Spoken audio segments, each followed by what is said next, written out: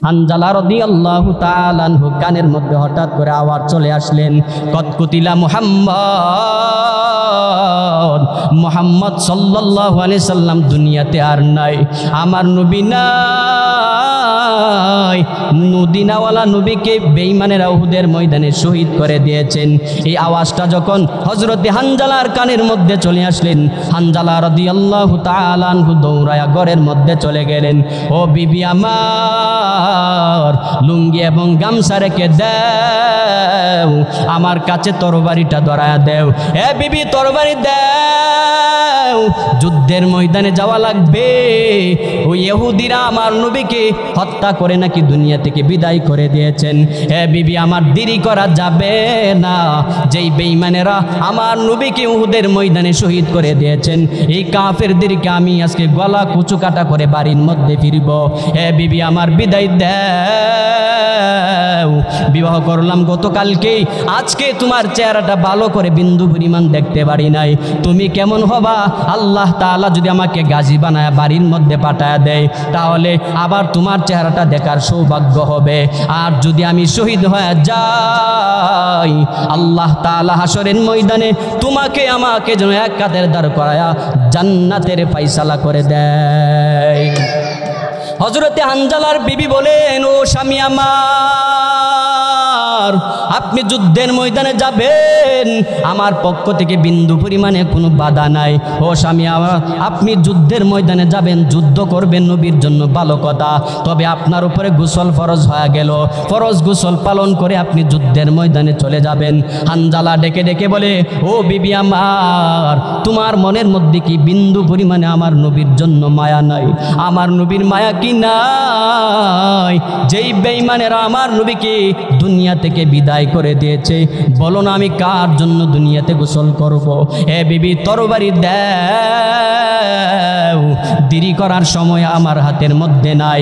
হানজালা রাদিয়াল্লাহু তাআলা এক পর্যায়ে তরবারি নিয়ে যুদ্ধের ময়দানে চলে গেলেন।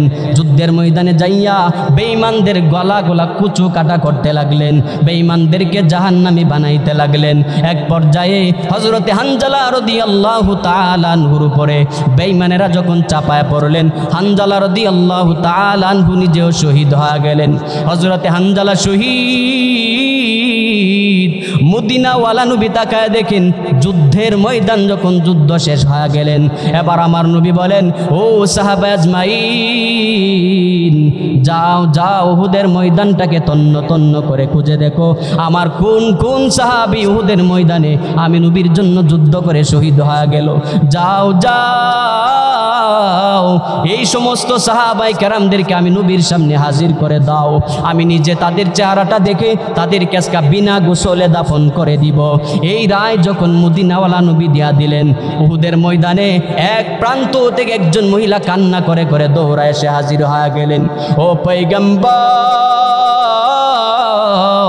আপনি সমস্ত সাহাবায়ে কেরামদেরকে বিনা গোসলে দাফন করবেন। আমি হানজালার বিবির পক্ষ থেকে বিন্দু পরিমাণে কোনো বাধা নাই, আমার কোনো বিন্দু পরিমাণে কোনো আফসোস নাই। তবে আমার আফসোস হলো, আমার স্বামী হানজালা রাদিয়াল্লাহু তাআলা উহুদের ময়দানে আপনার জন্য যুদ্ধ করে শহীদ হয়ে গেলেন। ও নবী আমার, আপনি হানজালাকে একটু গোসল করায়া দাফনের ব্যবস্থা করবেন। মাদুরুহু মাজবুরুহু আই সাইয়্যিদ আলম, মাদুরুহু মাজবুরুহু আই সাইয়্যিদ আলম, दीदार दिखाते नहीं आवाज सुना दो, दीदार दिखाते नहीं आवाज सुना दो। मैं सूरत यूसुफ को नहीं चाहने वाला, मैं सूरत यूसुफ को नहीं चाहने वाला, मैं कैस की मानंद नहीं आशिक लैला, मैं कैस की मानंद नहीं आशिक लैला। मैं आशिक मौला हूँ मेरा इश्क दीवाना, मैं आशिक मौला हूँ मेरा इश्क दीवाना। ई जुमला जहाँ जिसकी तजल्ली से उजाला, ई जुमला जहाँ जिसके तजल्ली से उजाला। कुल इन कुंतुम तुहिब्बूनल्लाह, कुल इन कुंतुम तुहिब्बूनल्लाह फत्तबिऊनी, फत्तबिऊनी युह्बिबकुमुल्लाह वयगफिर लकुम दुनूबकुम वल्लाहु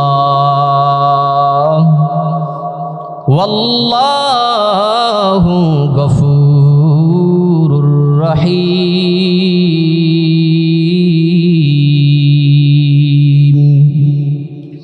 अल्लाह ताला जना दे है मुहम्मद सल्लल्लाहु अलैहि वसल्लम अपनी अपनार उम्मतদেরকে ভালো করে জানা দেন, কুল ইন কুনতুম তুহিব্বুনাল্লাহ, হে নবী আপনার উম্মতদেরকে ভালো করে জানা দেন তারা যদি আল্লাহ তাআলার ভালোবাসা পেতে চায়, আল্লাহ তাআলার ভালোবাসা যদি অর্জন করতে চায়, অথবা আল্লাহ তাআলার ভালোবাসা যদি তারা পেতে চায়, আপনি আপনার উম্মতদেরকে জানা দেন তারা যেন আপনি রাসূলের ইত্তেবা করে চলে, আপনি রাসূলকে ফলো করে করে করে চলতে পারে। যদি আপনি রাসূলকে ফলো করে করে চলতে পারে তাহলে দুইটা লাভ হওয়া যাবে। এক নম্বর লাভ, আল্লাহ তাআলা বলেন ইউহিব্বুকুমুল্লাহ, আমি আল্লাহ তাদেরকে ভালোবাসবো। আল্লাহ তাআলা বলেন হে মুহাম্মদ আপনি আপনার উম্মতদেরকে জানায়া দেন যদি তারা আমি আল্লাহ তাআলার ভালোবাসা পেতে চাই একটা কাজ করা লাগবে। কি কাজ করতে হবে? আল্লাহ তাআলা আয়াতের মাধ্যমে জানায়া দিলেন ফাত্তাবিউনি, হে নবী আপনি তাদেরকে জানায়া দেন তারা যেন আপনি রাসূলের ইত্তেবা করে চলে। রাসূলুল্লাহর ইত্তেবা কি? মদিনাওয়ালা নবী হাদিস শরীফের মধ্যে জানায়া দিলেন আমি এবং আমার সাহাবায়ে কেরাম যেই মতের উপরে চলেছেন, যেই পথের উপরে চলেছেন, এই পথের উপরে মতের উপরে যদি চলতে পারো তাহলে তোমরা সুন্নতের উপরে চলতে পারবা, আমার মতদর্শের উপর চলতে পারবা। যারা আমার মতদর্শের উপরে চলবে, যারা আমি রাসূলকে ইত্তেবা করে করে দুনিয়াতে চলতে পারবে, আল্লাহ তাআলা জানায়া দেয় ইউহিব্বুকুমুল্লাহ, আমি আল্লাহ তাদেরকেই ভালোবাসবো। হে নবী আপনি জানায়া দেন তাদেরকে ভালোবাসা লাগবে না, আমি আল্লাহ তাদেরকেই ভালোবাসবো। আল্লাহকে আমাদের ভালোবাসার কোনো দরকার নাই, বরং আল্লাহ আমাদেরকে ভালোবাসবে। কখন বাসবে? মদিনাওয়ালা নবী জানায়া দিলেন যখন আমার সুন্নতের ইত্তেবা করতে পারবা, যখন আমি রাসূলের পদঙ্কের অনুসরণ করে করে দুনিয়াতে চলতে পারবা।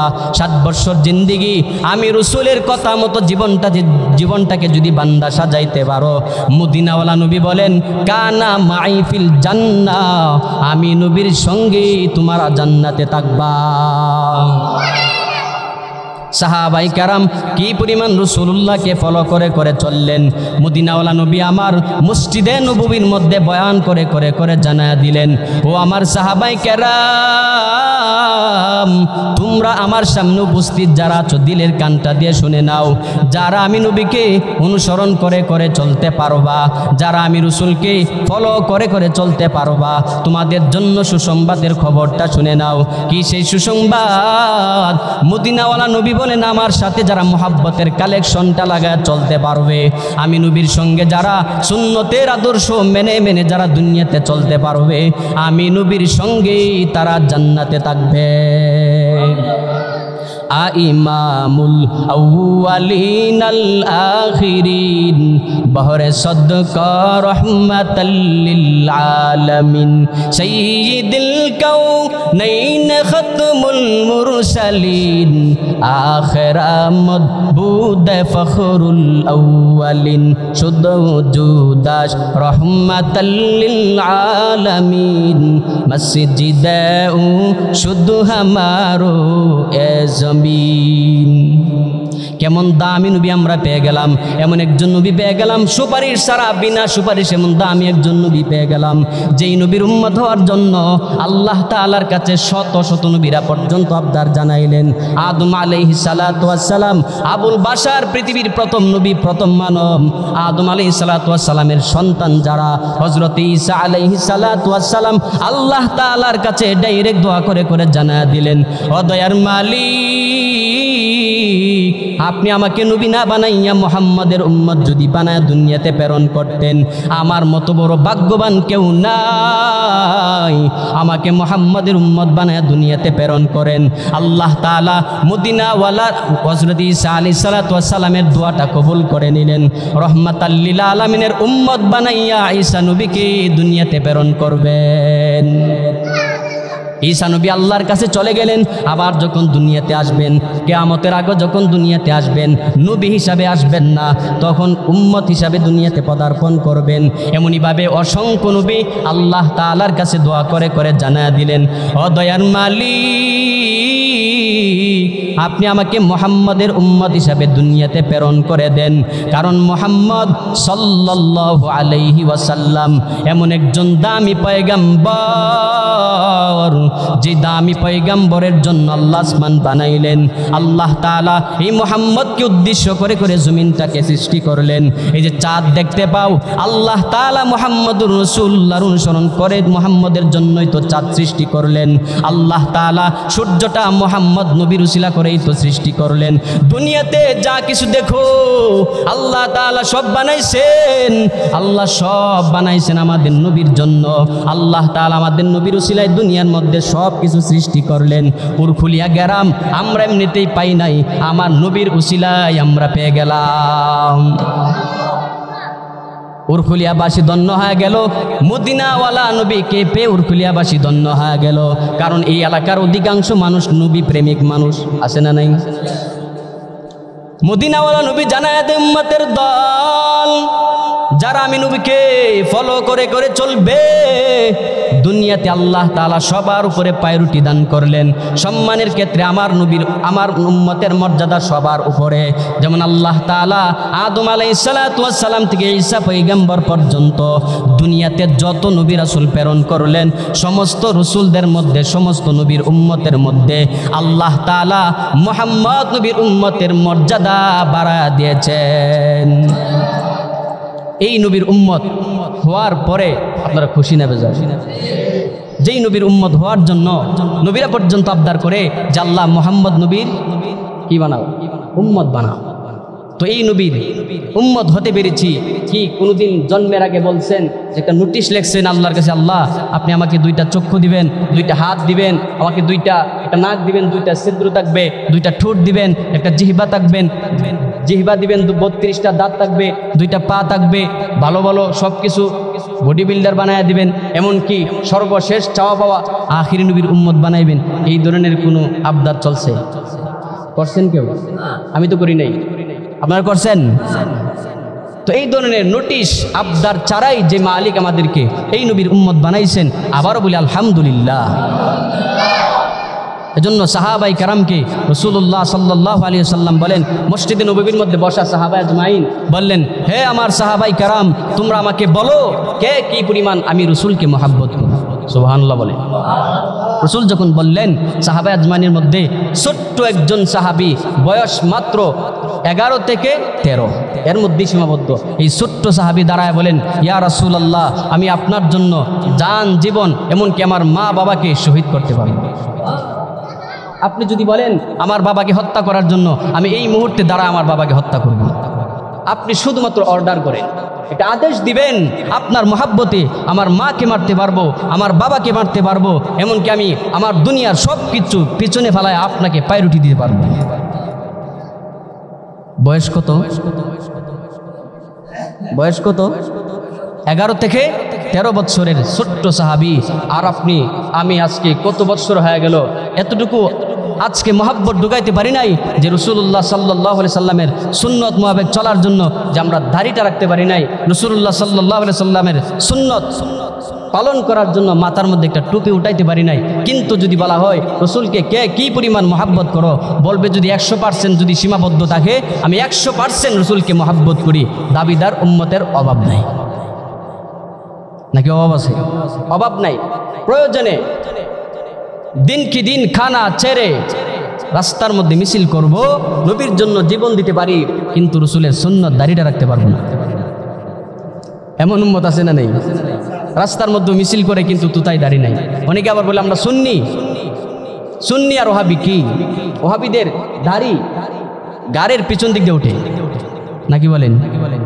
ওহাবিদের দাড়ি কি গাড়ির পিছন দিক দিয়ে উঠে? আর সুন্নি যারা দাবি করে তাদের দাড়ি তুতার মধ্যে উঠে। কোথায় উঠে? সামনে। সবই তো সামনে। তো সুন্নি আর ওহাবির মধ্যে ব্যবধানটা কোথায়? আমরা যা বুঝি যারা রসুলের সুন্নত মানে তারাই রসুলের সুন্নি, ঠিক কিনা বলেন? আশেকে রাসূল যদি হতে চাও সাহাবায়ে আজমাইনকে ফলো করতে হবে। ছোট্ট সাহাবী দাঁড়ায় বলেন, ও পয়গম্বর, আপনি শুধুমাত্র আমাকে একটা আদেশ করেন, আমি আমার বাবাকে আপনার সামনে আমি হত্যা করতে পারবো। এবার মদিনাওয়ালা নবী ছোট্ট সাহাবীকে বলেন, এ সাহাবী দাঁড়ায় যাও, এই মুহূর্তে খঞ্জরের মাধ্যমে তুমি তোমার বাবার কল্লাটা আলাদা করে দাও।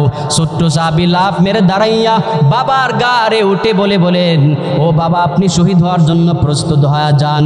মদিনাওয়ালা নবী বলেন, এই ছোট্ট সাহাবী এমন তেজ নিয়ে বাবার কাঁধের মধ্যে দাঁড়ায় গেলেন, আমি যদি আদেশ থেকে নিষেধ না করি তাহলে বাবার গলার মধ্যে ছুরি চালাইতে দেরি করবে না। ছোট্ট সাহাবী ছুরি চালানোর জন্য প্রস্তুত, এবার ছুরি চালায় দিবে। মদিনাওয়ালা নবী বলেন, ও আমার সাহাবী বসে যাও, তোমাকে বাবার হত্যাকারী বানানোর জন্য আমি দুনিয়াতে নবী হিসাবে আসি নাই। ও সাহাবী শুনো, যেই সাহাবী আমি নবীর আদেশ মানার জন্য বাবার গলার মধ্যে ছুরি ধরতে পারে, ওই সাহাবীর মহাব্বত, ওই সাহাবীর ভালোবাসা আমি নবীর প্রতি বিন্দু পরিমাণে কম হতে পারে না। সাহাবী যাও, হাসরের ময়দানে আমি নবীর সঙ্গে তোমার হাসর হয়ে যাবে। শুধু এতটুকু ভালোবাসা না, মদিনাওয়ালা নবীর ভালোবাসা প্রমাণ করার জন্য সাহাবা আজমাইন বিভিন্নভাবে প্রমাণ করে দিলেন। উহুদের যুদ্ধ যখন দামামা শুরু হয়ে গেল, মদিনাওয়ালা নবী বলেন, হে সাহাবাই কেরাম, আল্লাহ তাআলার হুকুম পালনার্থে আজকে উহুদের ময়দানে যাওয়া লাগবে, যুদ্ধ করার জন্য বেঈমানদের মোকাবেলা করা লাগবে। কোন কোন সাহাবী আছো আমি নবীর সঙ্গে যাইয়া যুদ্ধ করবা? সাহাবা আজমাইন মসজিদের মধ্যে দাঁড়ায় গেলেন, ও পয়গম্বর, আপনি যদি আদেশ করেন একটানা 7 দিন যুদ্ধ করার জন্য আমি প্রস্তুত আছি। আপনি যদি অর্ডার করেন আমি আমার বাবাকে নিয়ে মাকে নিয়ে যুদ্ধ করার জন্য আমি প্রস্তুত আছি। ও পয়গম্বর, আপনি আদেশ করেন কখন যুদ্ধের ময়দানে যাওয়া লাগবে। সাহাবাই কেরামের আবেগ দেখে মদিনাওয়ালা নবী গুটি কয়েকজন সাহাবীকে পারমিশন দিলেন। মদিনাওয়ালা নবী বলেন, তুমি উহুদের ময়দানে আগামীকাল যুদ্ধের মধ্যে শামিল থাকবা। হযরতে হানজালা রাদিয়াল্লাহু তাআলা আনহু দাঁড়ায় গেলেন, মদিনাওয়ালা নবীর সামনে দাঁড়াইয়া বলেন, ও পয়গম্বর, আমি আপনার সঙ্গে থেকে উহুদের ময়দানে যুদ্ধ করতে চাই। মদিনাওয়ালা নবী বলেন, হে হানজালা, আগামীকাল তোমার বিবাহ হবে, তুমি যুদ্ধ করা লাগবে না, তুমি বিবাহ করবা, বিবাহ করে তোমার বিবির সঙ্গে আনন্দময় সময় পার করবা। হে হানজালা, আগামীকাল তোমাকে যুদ্ধের ময়দানে যাওয়া লাগবে না। আমি নবী নিষেধ করলাম, আমি নবীর আদেশ তোমাকে পালন করাই লাগবে, তুমি যুদ্ধের ময়দানে কালকে যেতে পারবা না। হযরতে হানজালা নবীর আদেশ পালন করার জন্য যুদ্ধের ময়দানে যান নাই। যুদ্ধের দামামা যখন শুরু হয়ে গেল, হানজালা রাদিয়াল্লাহু তাআলা আনহুর উপর গোসল ফরজ হয়ে গেলেন। গোসল করার জন্য বিবিরে যাইয়া জানায়া দেয়, ও বিবি আমার, লুঙ্গি দাও, লুঙ্গি দেও, গামছা দেও, গোসল ফরজ ফরজ গোসল আদায় করার জন্য।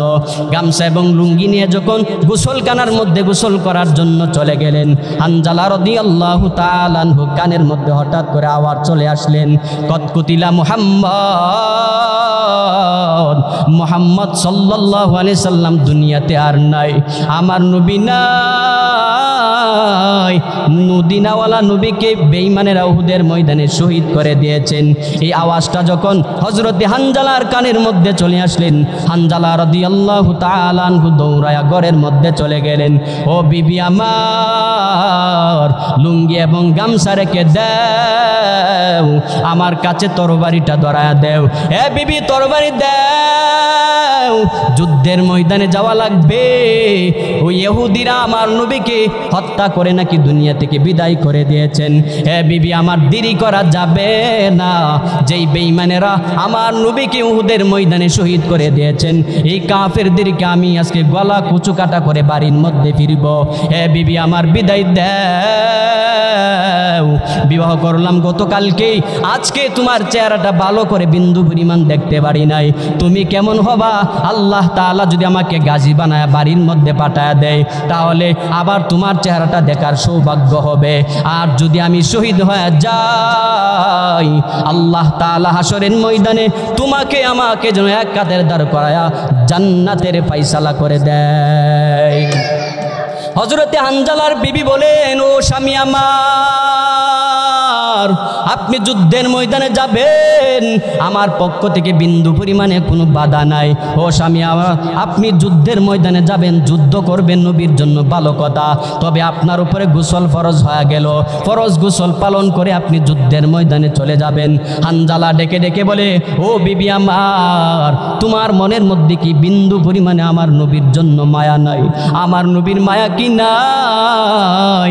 যেই বেঈমানেরা আমার নবীকে দুনিয়া থেকে বিদায় করে দিয়েছে, বলো না আমি কার জন্য দুনিয়াতে গোসল করব?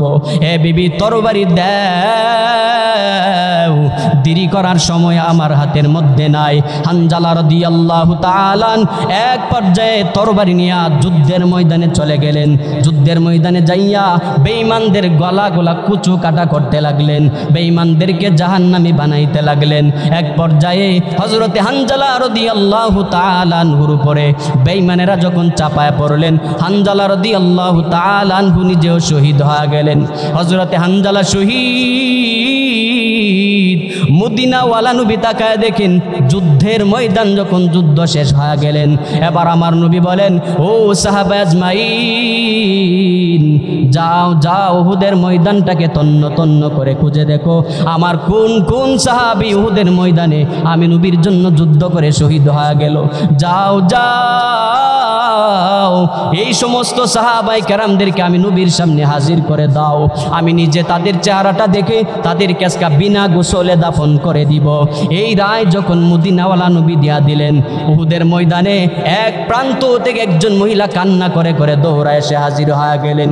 ও পয়গম্বর, আপনি সমস্ত সাহাবায়ে কেরামদেরকে বিনা গোসলে দাফন করবেন। আমি হানজালার বিবির পক্ষ থেকে বিন্দু পরিমাণে কোনো বাধা নাই, আমার কোনো বিন্দু পরিমাণে কোনো আফসোস নাই। তবে আমার আফসোস হলো, আমার স্বামী হানজালা রাদিয়াল্লাহু তাআলা উহুদের ময়দানে আপনার জন্য যুদ্ধ করে শহীদ হয়ে গেলেন। ও নবী আমার, আপনি হানজালাকে একটু গোসল করায়া দাফনের ব্যবস্থা করবেন। হানজালার বিবির কথা শুনে মদিনাওয়ালা নবী সাহাবায়ে কেরামদেরকে জানা দিলেন, ও সাহাবায়ে কেরাম, আমার হানজালার লাশ আমার সামনে একটু দেখাও না, আমার হানজালাকে আমি নবীর সামনে একটু নিয়ে আসো। হযরতে সাহাবায়ে কেরাম যখন সাহাবায়ে কেরাম হানজালার লাশটা খুঁজতে লাগলেন, উহুদের ময়দানে পুরাটা তন্ন তন্ন করে খুঁজলেন, কিন্তু হানজালার লাশ কোথাও পাওয়া যায় না। নবীর কানের মধ্যে যখন চলে আসলেন, হানজালার লাশ উহুদের ময়দানে কোথাও খুঁজে পাওয়া যায় নাই। মদিনাওয়ালা নবী বড় পেরেশান হয়ে গেলেন। নবী আমার জমিনের মধ্যে বসে গেলেন। আল্লাহ তাআলা বলেন, জিবরাইল, আমার নবীকে যাইয়া সান্ত্বনার বাণী শোনায়া দাও। যেই হানজালার জন্য নবী আমার বড় পেরেশান হয়ে গেলেন, ওই হানজালার গোসল আল্লাহ তাআলা দুনিয়ার কোনো পানির মাধ্যমে করাবেন না।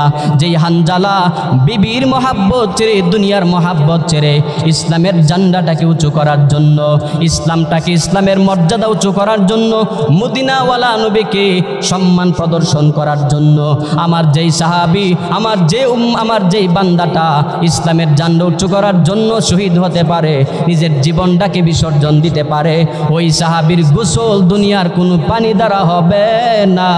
ওই সাহাবীর গোসল আল্লাহ তাআলা ফেরেশতার মাধ্যমে জান্নাতের পানি দ্বারা আকাশে করায়া দিছেন।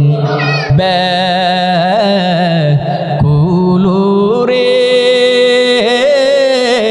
হানজালা শহীদ রে কলিজাসি রিসরে সেই জঙ্গে ওহুদে, কলিজাসি রিসরে সেই জঙ্গে ওহুদে।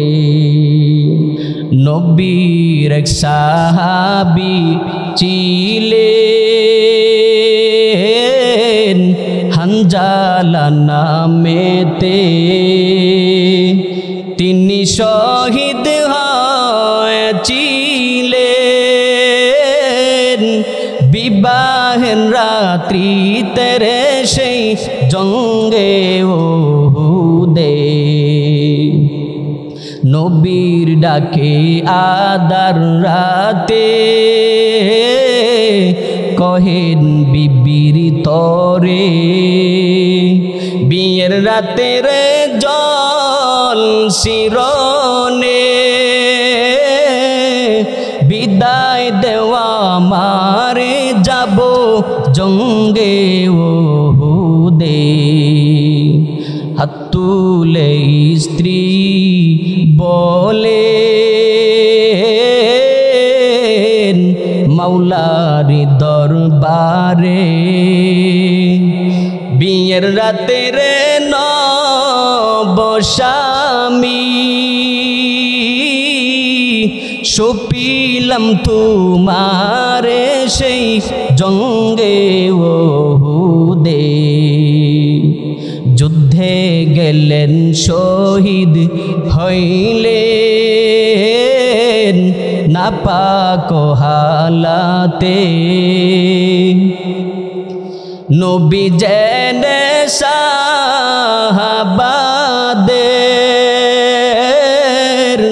বলেন গোসল দিতে রে সেই জঙ্গে ওহুদে। উম্মি গাইবি আওয়াজ নবীজি পাহিলেন শুনিতে, হানজালার গোসল হয়েছে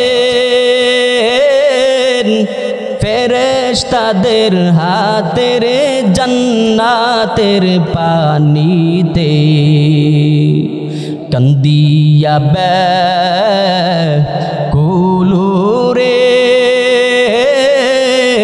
হানজালা শহীদ রে কলিজাসি রিসরে সেই জঙ্গে ওহুদে, কলিজাসি রিসরে সেই জঙ্গে ওহুদে। বলবেন না মারহাবা? মারহাবা বলবেন না? কি পরিমাণ পাগল! নতুন বিবিকে ঘরের মধ্যে রেখে নবীর জন্য শহীদ হয়ে গেলেন। কি পরিমাণ আশেক সাহাবায়ে কেরাম! এই আশেকতার দেখানোর কারণে আল্লাহ তাআলা বলেন রাদিয়াল্লাহু আনহুম ওয়া রাদু আন। এ আমার সাহাবায়ে কেরাম শুনে নাও, আমি আল্লাহ তাআলা তোমাদের উপর যেমন খুশি, তোমরাও আমি আল্লাহর উপরে তেমন খুশি। সাহাবায়ে কেরাম আল্লাহ তাআলার উপর খুশি হয়ে গেলেন, আল্লাহ তাআলা তেমন খুশি হয়ে গেলেন। আল্লাহ যখন খুশি হয়ে গেলেন, আবু বকর ফিল জান্নাহ, ওমর ফিল জান্নাহ, উসমান ফিল জান্নাহ, আলী ফিল জান্নাহ, আব্দুর রহমান ফিল জান্নাহ। একজন সাহাবীর নাম ধরে ধরে বললেন, অমুক জান্নাতি, অমুক জান্নাতি, তুমুক জান্নাতি, অমুক জান্নাতি। ওই কথাটা তখনই বলতে পারে যখন আমার মালিক পরিপূর্ণ সন্তুষ্ট থাকে। ওই পরিমাণ সন্তুষ্ট যদি অর্জন করতে চাও, মদিনাওয়ালা নবীর সুন্নতের আদর্শ মালার গলায় লাগবে। ওই পরিমাণ সুন্নতের আদর্শ মালাটা যদি গলার মধ্যে লাগাইতে পারো, তাহলেই তো তোমরা সাহাবায়ে আজমাইনদের মতন দামি হয়ে যেতে পারবা। সাহাবায়ে আজমাইনদের মতন যদি বান্দা তোমরা দামি হতে চাও, তাহলে এক নম্বরে মদিনাওয়ালা নবীর সুন্নতের অনুসরণ করা লাগবে। সুন্নতকে ফলো করে করে দুনিয়াতে চলা লাগবে। সুন্নতকে কি পরিমাণ অনুসরণ করবেন, কিভাবে অনুসরণ করবেন? মদিনাওয়ালা নবী বলেন, তুমি যখন মসজিদের মধ্যে প্রবেশ করবা, 5 কাজ তুমি জারি রেখে মসজিদের মধ্যে প্রবেশ করবা। এক নম্বরে বিসমিল্লাহি ওয়াসসালাতু ওয়াসসালামু আলা রাসূলিল্লাহ, আল্লাহুম্মা ইফতাহ লি আবওয়াবা রাহমাতিক। পড়ি কি পড়ি না? পড়ি তো আমরা। মদিনাওয়ালা নবী বলেন, মসজিদের মধ্যে ঢোকার আগে বিসমিল্লাহ বলবা, আমিনু বুড়ি পরে দুরূদ শরীফ পড়বা, তারপরে মসজিদে ঢোকার জন্য যে দোয়া, ওই দোয়াটা পড়বা। 4 নম্বরে ঢোকার সময় ইতিকাফের নিয়ত করবা। 5 নম্বরে ডান পায়ে প্রবেশ করবা। এই 5টা কাজ যদি কেউ চালু করতে পারো, মদিনাওয়ালা নবী বলেন, আখিরি জমানার উম্মতেরা যদি 5 কাজ চালু করতে পারে, তাহলে 100 জন শহীদের সওয়াব আল্লাহ দান করবেন। কতজন শহীদের সওয়াব? 100 জন শহীদের সওয়াব। সাধারণ কোন কথা না। এক একটা হাদিস জারি করা, জিন্দা করা, রাসূল বলেন 100 শহীদের সওয়াব আল্লাহ তাআলা এই সুন্নত পালন করনেওয়ালা ব্যক্তির আমলনামায় ঢোকায় দিবে।